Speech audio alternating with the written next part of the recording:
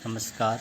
10th class हमारा chapter चल रहा है राष्ट्रीय अर्थव्यवस्था की जीवन रेखा। इसमें आज परिभाषाओं में आगे हम पढ़ेंगे भारत के प्रमुख पतन। पतन होता है बंदरगाह को कहते हैं, जहाँ पर समुद्री जहाज आकर रुकती है। समुद्री जहाज का जो अड्डा होता है, जहाँ पर उसमें से सामान लादा जाता है, उतारा जाता है, उसको पतन भी कहते हैं, उसको बंदरगाह भी कहते हैं। तो भारत में दो तरफ, एक हमारा पूर्वी तट है पूर्व दिशा का, जिसमें पश्चिम बंगाल है, उड़ीसा है, तमिलनाडु है, आंध्र प्रदेश है। ये जो राज्य हैं ये बंगाल की खाड़ी से टच हो रहे हैं, तो इनके साथ साथ ये हमारा पूर्वी तट कहलाता है।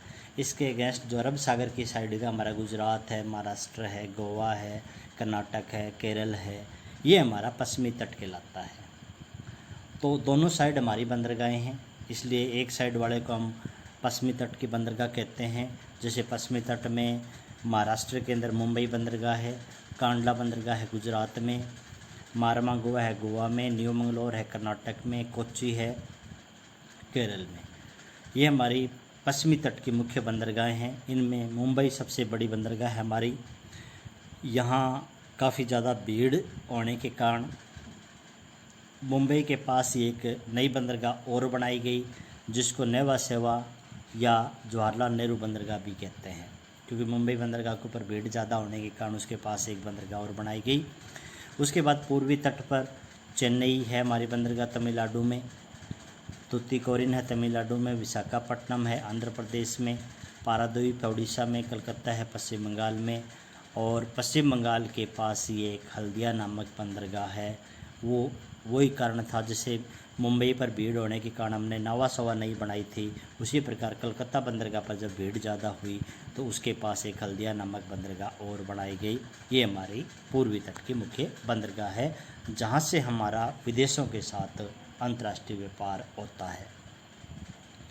नौका परिवहन, हमारे देश के अंदर अनेक नदियां हैं, जैसे गंगा, ब्रह्मपुत्र, गोदावरी, कृष्णा, महानदी, ताप्ती। इनके अंदर भी नौका परिवहन के लिए भी 14,500 किलोमीटर दूरी का अंतर्देशीय यानी कि देश के अंदर नौका परिवहन संभव है, परंतु इस समय केवल 3700 किलोमीटर की दूरी का ही हम उपयोग कर रहे हैं।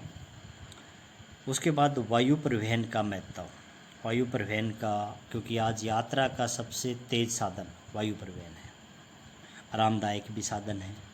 ऊंचे ऊंचे पहाड़ों में, उबड़ खाबड़ पहाड़ियों में, सुनसान मरुस्थल में, घने जंगल में हम वायु परिवहन के माध्यम से आसानी से दूसरी तरफ जा सकते हैं। हमारा जो उत्तर पूर्वी राज्य हमारे मेघालय, मिजोरम, त्रिपुरा, इन राज्यों में क्या है, जंगल बहुत ज़्यादा है, तो यहाँ पर वायु परिवहन बड़ा ही अच्छा साधन है परिवहन का। इसके अलावा हमारा जम्मू कश्मीर, हिमाचल प्रदेश, ये इलाका हमारा काफ़ी बर्फीला है, पहाड़ी इलाका है, ये भी वायु परिवहन के लिए बड़ा अच्छा है। वायु परिवहन की सेवाएं देश में 1953 में शुरू हुई थी, राष्ट्रीयकरण हुआ। देश की मुख्य वायु इंडियन एयरलाइंस है, एयर इंडिया है, पवन हंस है। इंडियन एयरलाइंस ये हमारी घरेलू है, या पड़ोसी देशों के लिए हम इंडियन एयरलाइंस या पवन हंस जो हमारा हेलीकॉप्टर है उसका यूज करते हैं। संचार में जैसे डाक है, डाक पत्र, समाचार पत्र, रेडियो, टीवी, टेलीफोन, इंटरनेट, ये हमारे संचार के साधन हैं। इनसे क्या होता है, संदेशों का आदान प्रदान होता है।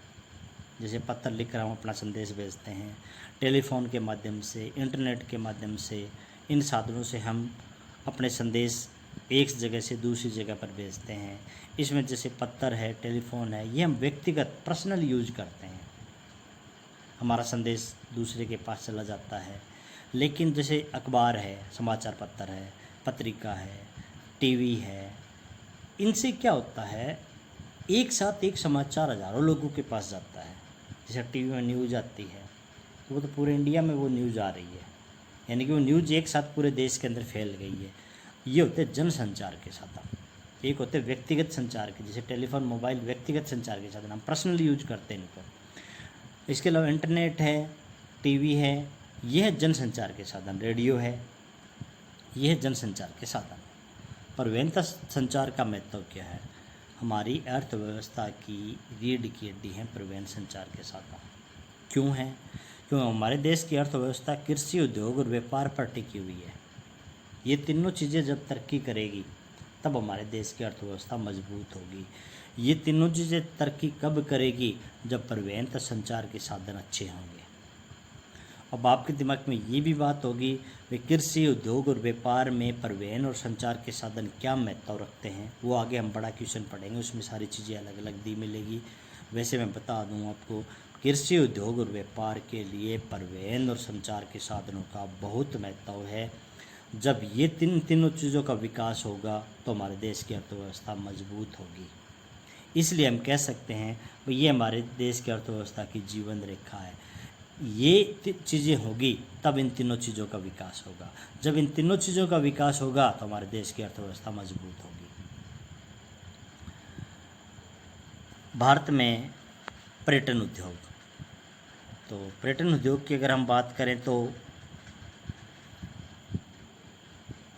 पर्यटन को काफ़ी प्रोत्साहन मिला है हमारे देश में। तो पर्यटन उद्योग में, क्योंकि हमारा देश में काफ़ी प्राकृतिक सुंदरता है, अगर हम जम्मू कश्मीर, हिमाचल की तरफ जाएं तो बड़ा ही सुंदर इलाका है। इसके अलावा देश में कई ऐतिहासिक स्मारक हैं, ताजमहल है, लाल किला है, ये कई ऐतिहासिक स्मारक भी हैं। इनको देखने के लिए देश विदेश से अनेक विदेशी पर्यटक देश में आते हैं, तो हमें विदेशी मुद्रा प्राप्त होती है, क्योंकि वो यहाँ पर आते हैं, घूमते हैं, यहाँ से सामान खरीद कर लेकर जाते हैं या होटलों में ठहरते हैं, इससे हमें विदेशी मुद्रा प्राप्त होती है। तो पर्यटन भी हमारे लिए एक बड़ा ही आकर्षण का केंद्र बनता जा रहा है। इससे हमें काफ़ी विदेशी आय प्राप्त होती है पर्यटन से।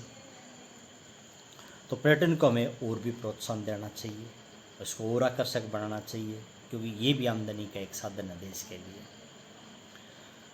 उसके बाद है, निम्न कौन से दो दूर स्थित स्थान पूर्व पश्चिम गलियारे से जुड़े होते हैं? अब ये कहता है कि कल मैंने आपको एक तो स्वर्णिम चतुर्भुज बताया था, वो दिल्ली, मुंबई, चेन्नई, कोलकाता और दिल्ली, ये था हमारा स्वर्णिम चतुर्भुज जो हमारे देश के 4 मुख्य नगरों को आपस में जोड़ता है। इसके अलावा 2 गलियारे हैं हमारे। एक है हमारा उत्तर दक्षिण, क्योंकि ये दिशा होती है ना हमारी, जब हम मैप देखते हैं तो मैप में जो ऊपर वाली दिशा होती है ना, मैप में जो ऊपर वाली दिशा है ना हमारी, ये उत्तर दिशा होती है, तो ये दक्षिण होगी। ये हमारी पूर्व दिशा है, ये हमारी पश्चिम दिशा है। तो यहाँ लगभग दिल्ली है, यहाँ मुंबई है, यहाँ चेन्नई है, यहाँ कलकत्ता है और यहाँ फिर वापस दिल्ली। ये तो हमारा हो गया स्वर्णिम चतुर्भुज जो 4 लाइनों का है। अब कहता 2 हमारे गलियारे हैं सीधी सड़क। एक तो उत्तर से दक्षिण गलियारा, ये क्या, ये श्रीनगर को, ऊपर हमारा श्रीनगर है जम्मू कश्मीर में, नीचे हमारा कन्याकुमारी है, ये श्रीनगर को कन्याकुमारी से जोड़ता है। एक हमारा है पूर्व से पश्चिम गलियारा, ये है सिलचर, अरुणाचल प्रदेश में। सिलचर को गुजरात में है पोरबंदर। ये जो हमारा पूर्व पश्चिम गलियारा है ना, ये सिलचर को पोरबंदर से जोड़ता है, तो इसका उत्तर सी है। ये पूर्व पश्चिम गलियारा का पूछा इसने। उत्तर दक्षिण गलियारा हमारा श्रीनगर को कन्याकुमारी से जोड़ता है। ये 2 हमारे गलियारे हैं। निम्न में से परिवहन का कौन सा साधन है जो वाहन अंतरण हानि और समय की बचत करता है, कि सामान भी पहुंच जाता है, वाहनों का घर्षण भी नहीं होता, टाइम बचता है? तो पाइपलाइन है। पाइपलाइन में हम वाहनों से सामान ले जाना, पाइप के माध्यम से तेल, प्राकृतिक गैस जाती है, वाहन अंतरण हानि बस टाइम की बचत होती है। निम्न में से कौन सा राज्य हजीरा, विजयपुर, जगदीशपुर पाइपलाइन से जुड़ा हुआ है? ये पाइपलाइन है तेल की, ये बॉम्बे आई से शुरू होती है महाराष्ट्र में। तो इसमें जो